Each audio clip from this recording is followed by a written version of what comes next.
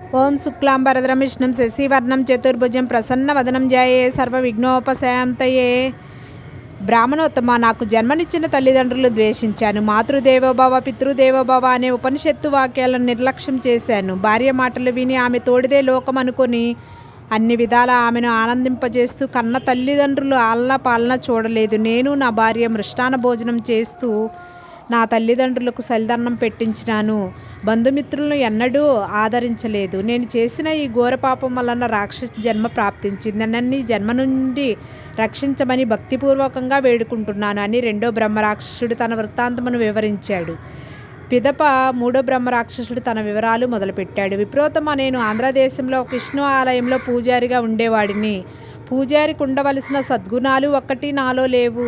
నేను ఉండేది పవిత్రమైన స్థలమైనప్పటికీ నాలో అంతా అపవిత్రమే వ్యాపించి ఉంది. అందరూ అచ్చటికి వచ్చి పుణ్యాన్ని సంపాదించుకుంటుంటే నేను మాత్రం పాపాలు ఆర్జించుకునేవాడిని.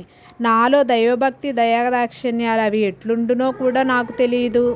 ఆత్మశుద్ధి పరనింద వంటివి చెడు కార్యాలను వెనుదీయలేదు. కులస్త్రీలను చెరిచి ఇతరుల సొమ్మును దొంగిలించే పని చేసేవాడిని. స్వామివారి నగులో భక్తులు దీపారాధనకై పంపిన తైలాన్ని మొదలగు వాటిని వేశ్యాగృహాలకు పంపేవాడిని.